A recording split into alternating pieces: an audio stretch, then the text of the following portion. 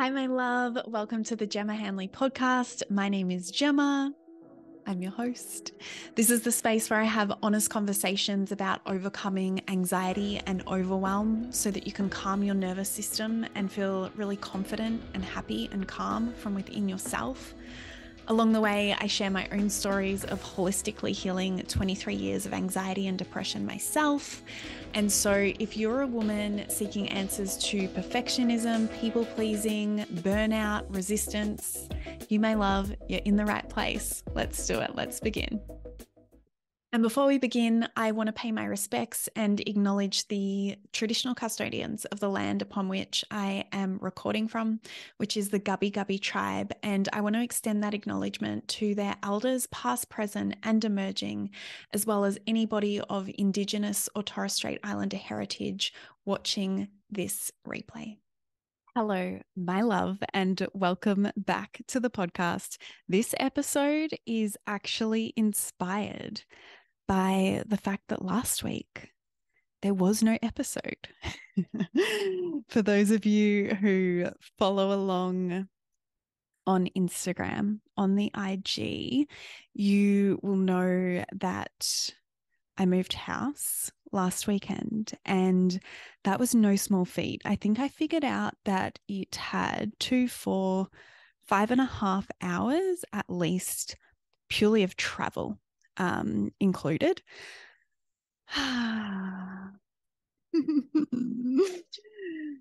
As well as all of the packing.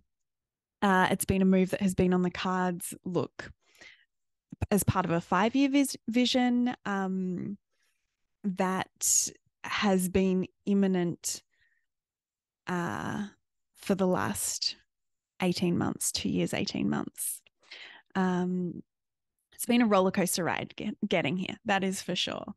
But part of what the move looked like was heading down from Brisbane to the Gold Coast to get things out of storage, and then packing up what was in Brisbane, and then moving up here to the sunny coast where I have landed. And the reason I'm telling you this is because it was very optimistic and very cute of me to think that amongst all the other goings on in business and being present and available to my clients last week and condensing things into a 4-day week, that I also thought I was going to get a podcast recorded. And it probably, it was maybe like Tuesday or Wednesday where I just completely surrendered to that fact. I was like trying to juggle things around and move things around and be packing all the things. And I just had this moment, I was like, hang on, I'm the one in charge here. I'm the one who chooses what I do and do not do. Just because, the standard and the ideal is that this podcast is a weekly offering. That doesn't mean I have to do that.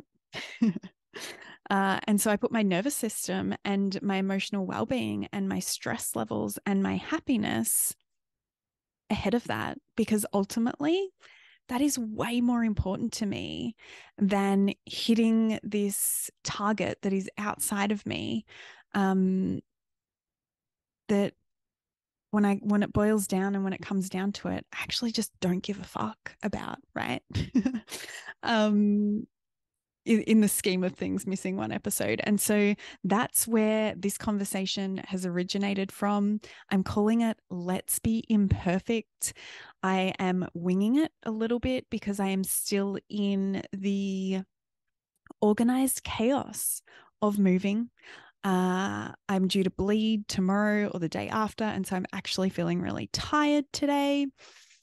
And so full permission to myself to show up in a way that feels good. And part of what that looks like today is just doing a short conversation. If I have that in me, I'm not sure if I have that in me. We're going to see how it goes.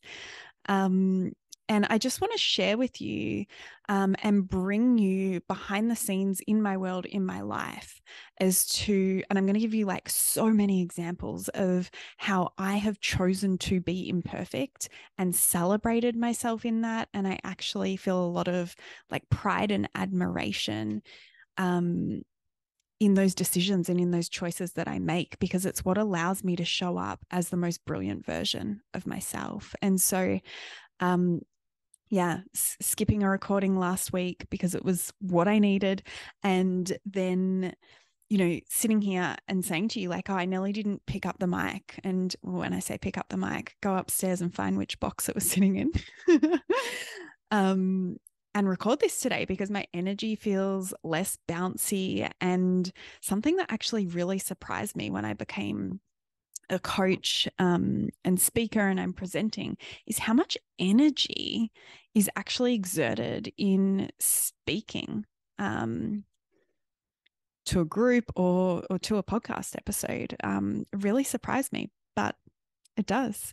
And so one of the ways that I have chosen to be imperfect in this today is I'm like, cool, well, I'll just do a short episode, instead of not doing it at all. And I've given you examples on the topic of the podcast, so let me just roll on with that for a moment. A couple of weeks ago, right, I released a podcast episode, and the outro, which is like, so the intro is where you hear me introduce the podcast and what it's about. The outro is when I say bye to you. It's the same, and they're the same mostly on each episode. The outro was outdated, right? It was sharing and letting you know about my group program, Reveal and Rise, the November round that applications were closing for that. And I think the episode came out in like late November or December, right? So clearly it was outdated. And even the podcast episode, the first one that went out this year of setting your 2023 goals, the outro on that was not ideal. It was not the one I wanted to have on there, but I just didn't have the capacity that week to record and provide to my podcast editor the one that I wanted. And so it was good enough. I allowed it to be imperfect, right? And so these are some of the examples where if we can begin to allow ourselves to show up imperfectly, which ironically is kind of perfect and is kind of coming back down to being in touch with reality and in touch with the human capacity and what is realistic for a lot of women, right? Because we're operating and we are holding ourselves to these unobtainable standards out in the world that are actually not even humanly possible. And not enough of us are pausing to acknowledge that. We just keep focusing on how we're falling short, how we feel like we're failing, how we feel like there might be something wrong with us, how we feel like we're not good enough. And we're just not getting it done. And there's always something left over and there's not enough time. And it's feeling really hard and we're feeling really stressed and we're feeling like we never get to have a break, right? But that is always going to be the case if you're holding yourself to a standard that is actually not humanly possible. So some other examples for you. I'm sitting here right now, right? And my legs are so freaking hairy, right? Because instead of prioritizing a task like that, there'll be a tipping point where that becomes important to me, but right now is like not important to me compared to moving my body, compared to prioritizing really nourishing sleep and rest, compared to socializing, compared to having my money meeting and making sure that like I have line of sight across my expenses, revenue, money coming in, savings, knowing where I'm at. Another example is, across the last couple of months, I found some pre-made meals, care of one of my beautiful girlfriends, Ash, that are pretty high quality. The thing is, they're not organic and they have a little bit of sugar in them. And so that's not how I typically like to eat. I like to eat local, fresh, organic, and whole foods, right? And so because of the load that I've been carrying or all the different areas that I've been prioritizing, balls I've been juggling for that specific season of my life. I don't live my life like that endlessly. There's always an intention or like a container or time frame around those busier periods. I allowed that to be imperfect, yeah, which actually worked out perfectly for me. I chose extra rest. I chose being able to inspect properties so that I could, in fact, have a home to be moving up here into that very much meets my needs and my values around lifestyle. And in turn, just injects so much happiness and joy into my life. Another example. Yeah, I recently had a boundary conversation with someone and they totally misunderstood what I was saying, right? Because they were listening and interpreting it through their lens of the world, how they perceive things, how they view things, right? Which we all do. And I just had this moment where I was like, you know what? Like, so happy to be misunderstood here. It's not a close relationship. And so I just allowed that to feel imperfect in that moment. Like I didn't have this need I very consciously chose not to send energy or time or attention into clarifying or correcting, or because overall the outcome that I needed and that I wanted was achieved. Right. That person has a perception of me that is not true and is not real for me. But I don't, like, it doesn't matter, right? And so happy for that to be imperfect. Another example with everything, with the move and whatnot, I rescheduled a date. Like I just didn't have the energy and the capacity to be present, but also the desire because of how stimulated I was feeling, how many balls were in the air, the responsibility I was holding, what I was asking of myself. I was like,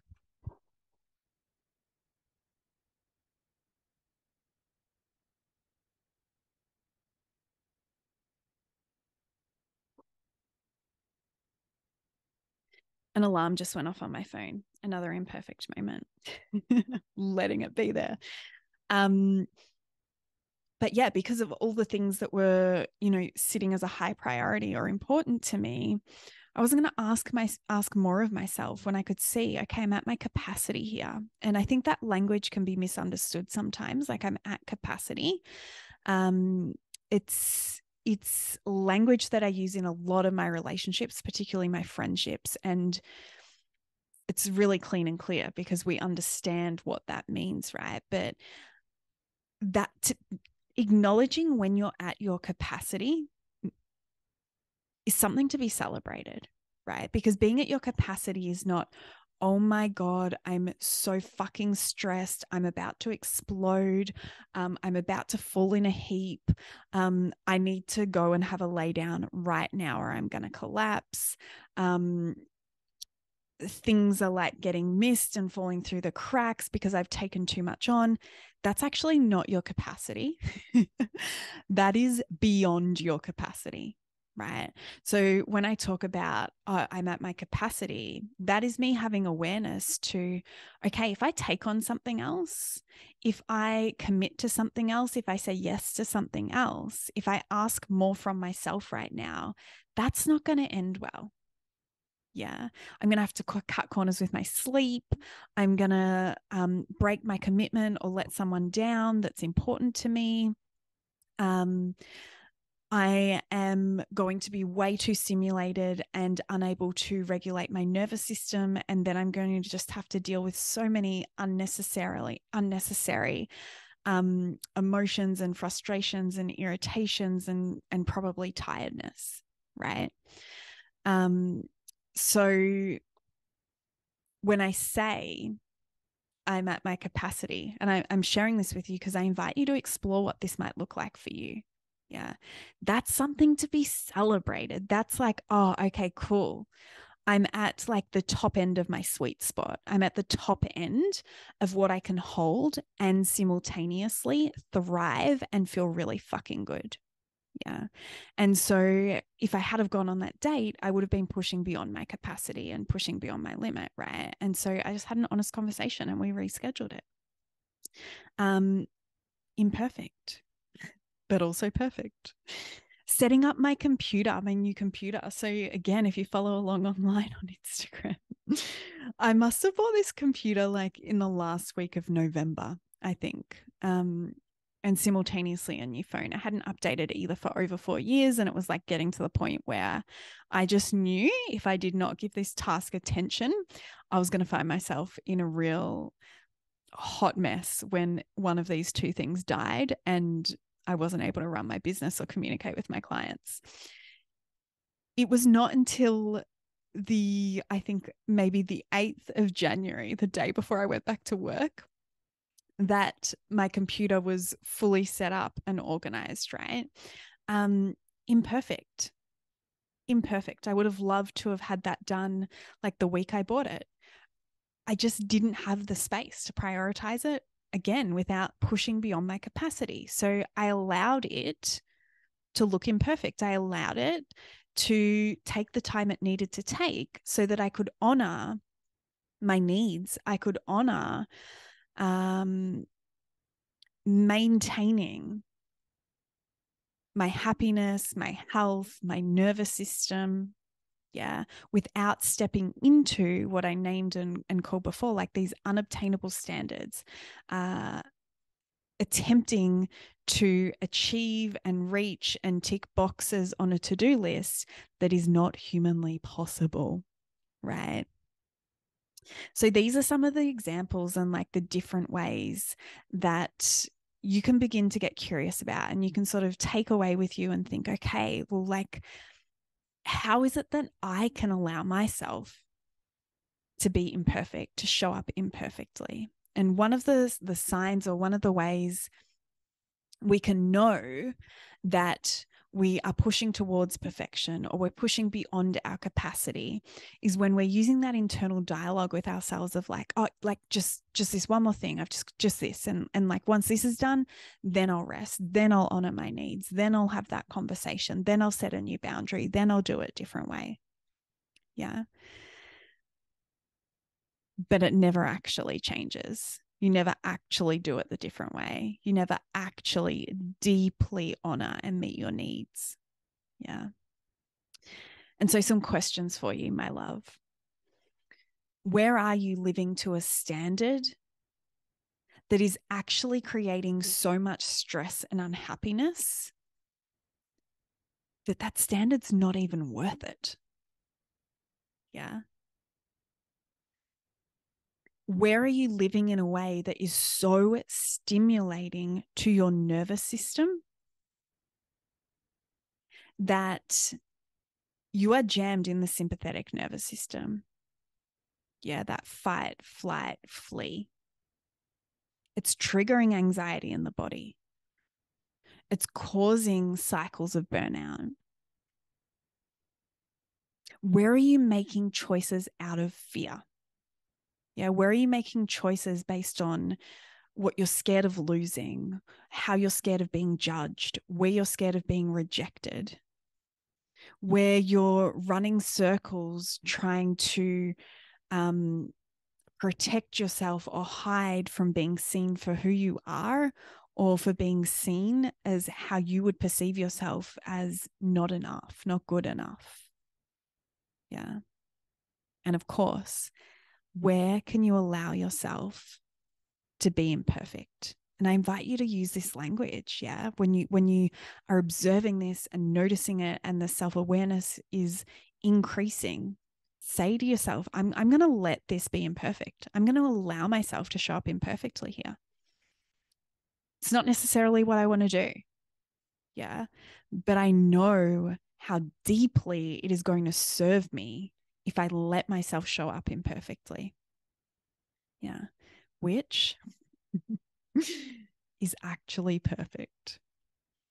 Something I feel like I'm getting close to putting on a t-shirt, and you have heard me say on the podcast before, you'll hear me say it again, is you don't have to like it for it to be what you need to do to get what you want. You don't have to like it. Yeah. So you don't have to like allowing yourself to be imperfect at first, right? You can still try it on. You can still practice it and not like it. It's one of those sneaky little ways that we're like, oh, yeah, nah, like it doesn't feel good. Nah, like I just don't really want to do that. I don't really like it. It doesn't mean that it's not exactly the medicine that you need. I'm going to leave it there. That's what I've got for you today, my love. And I would love to hear how this goes when you try it on. Thank you for being here for this conversation, my love. If you would like more free resources, if you'd like to learn about my programs or coaching opportunities, you can find all of that information at my website, gemmahanley.com. I'll link it below in the show notes. And if you would like to connect daily, head over and find me on Instagram. My handle there is Gemma E. Hanley, and I reply to all of my DMs there personally. If you enjoyed this episode and found it valuable, please share it with someone. You never know who needs to hear one little thing to take their day from feeling stuck and heavy to light and free. See you on the next one.